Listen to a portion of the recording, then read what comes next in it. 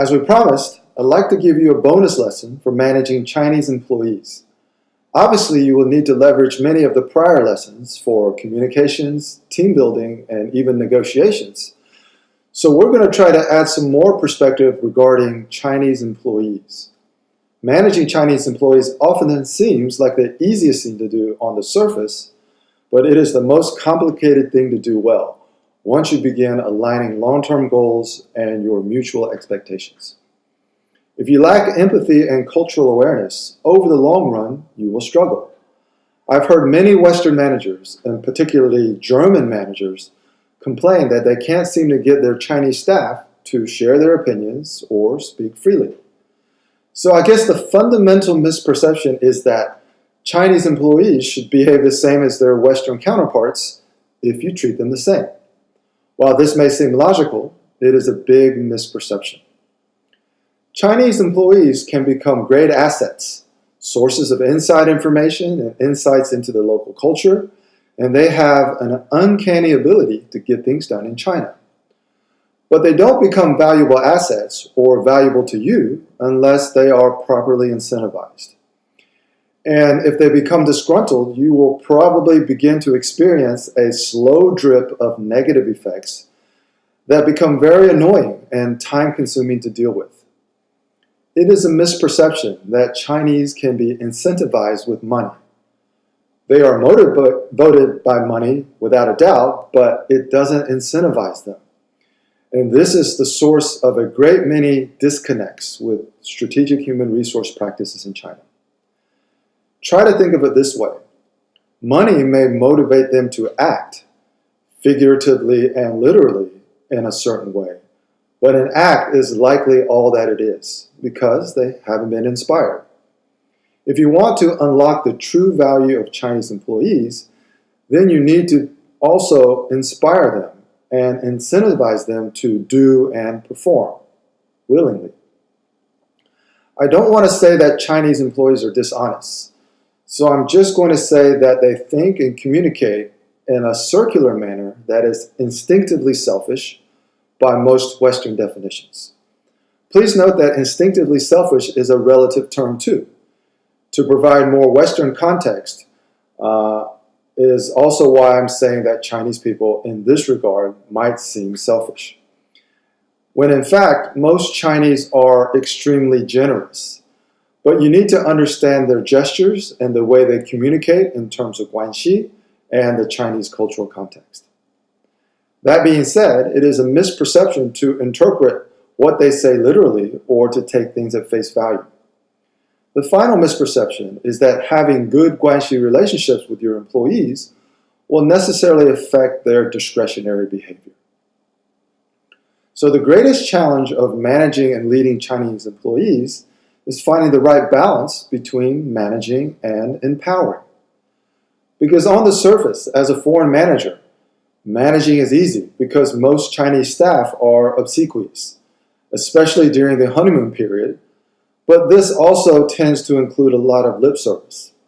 And this trend too is also changing, especially with younger employees who don't like being told what to do and are often very opinionated. For you as a foreign manager or leader, the greatest challenge isn't getting Chinese employees to do their work. The greatest challenges relate more to the soft objectives of their overall performance. It's about the quality of their work and whether they are paying attention to the details. It's about what they say about their work when you're not around that may affect how others perceive you as a leader. It's about whether they just follow orders or whether they care about the outcomes. And do they care enough to put forth their discretionary efforts and provide you insights to help you succeed? All of these things affect not only performance, but it also affects employee retention, it affects team chemistry, and ultimately it will also affect the outcomes. Understanding the Chinese mindset of employees and adopting a healthy attitude, mindset, and approach of your own is key to achieving your desired results. When I was the Asia Pacific sales director for a German company based in Shanghai, my most valuable direct report was my marketing assistant because she would provide me valuable insights into the inner workings and local politics within the organization. And she always seemed to know how to get me the information I needed about the market or what our competitors were doing. So once you find the right person, the greatest challenge is balancing flexibility and empowerment with maintaining a comfortable level of control. Just remember, even the most talented Chinese employees can't help you succeed unless they have been empowered to do so.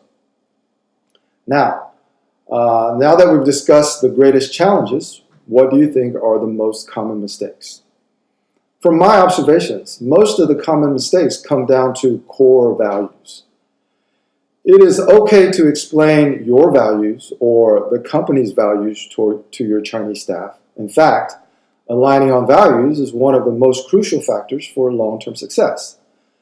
But the mistakes generally come in the form of how you explain and whether you exhibit any presumptiveness or lack of patience and lack of cultural context. Imagine explaining something in your own native language as you might explain something to your son or daughter. This approach is the mistake most foreigners make in China. I've witnessed many foreign managers, in an attempt to get their point across, become more emphatic or more condescending. And sometimes they even use sarcasm. All of these will not help you improve your likelihood of success. This approach is a mistake, and it reflects the need to adjust your attitude and your mindset.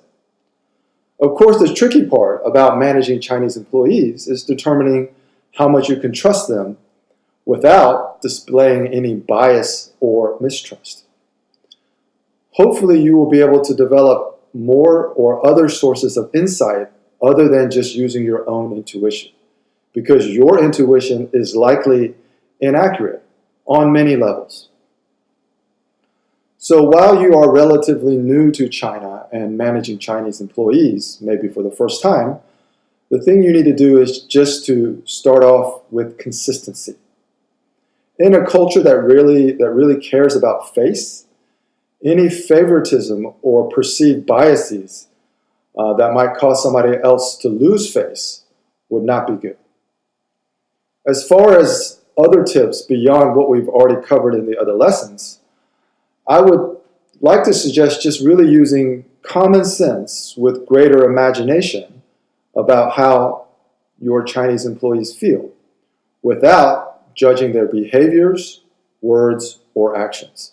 In other words, begin developing your empathy.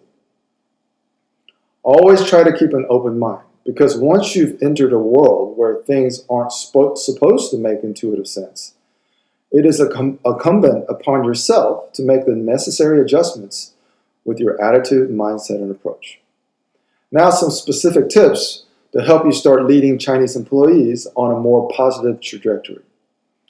Establish your principles and policies early on to prevent poor habits from forming. Be consistent, which is the best way to avoid endless conversations about whether something is fair or not. Proactively engage in two-way communications, which means listening. And try to adopt the mentality of being a mentor, which means you focus more on development as opposed to the actual results, and you are more patient with your explanations and listening to their concerns. Well, I hope these insights will help you on your journey into China. And I would like to take this opportunity to touch on what we really focus on with our training and advisory services. We focus on you, your perceptions, and your misperceptions. We have proven that perceptions, basically how we are perceived by others, to be the number one influencer of outcomes. And we have demonstrated that misperceptions, or our misperceptions about others, to be the number one cause of lost revenue, wasted expenditures, and a negative reputation. We call this a journey of personal development, and we call it a fellowship that we are all engaged in, as we are all striving to become masters of cross-cultural performance. So, welcome, and thank you for joining us. And we look forward to more engagement on CLD Nation, our Facebook page, or any other channel where we can connect. Do you have a significant business exposure in China? Are you a decision maker, and would you like to achieve more favorable outcomes consistently and predictably? Don't allow what you don't know, or unknown unknowns, cost you millions in lost revenue, wasted expenditures, and most importantly, a negative perception of your brand and reputation. As you try to imagine your unknown unknowns, let's review its symptoms and repercussions. Its symptoms are what we call China Leadership Dilemmas, or CLDs, and they occur when you experience an unexpected disappointment, where traditional ways of thinking, working, and behaving did not lead to the outcomes you expected. CLDs also occur when you lack self-awareness and empathy, two essential soft skills we will help you develop for navigating complex cross-cultural situations. As it relates to doing business in China, you probably don't fully understand the context of Chinese culture, guanxi, and the giving and receiving of face, just to name a few. Combine these known unknowns with your unknown unknowns, and it shouldn't be hard to imagine the risks to your business and reputation. It might be the difference between finding a local partner who is increasingly more difficult to work with to finding the right partner who can solve problems and take your business to the next level.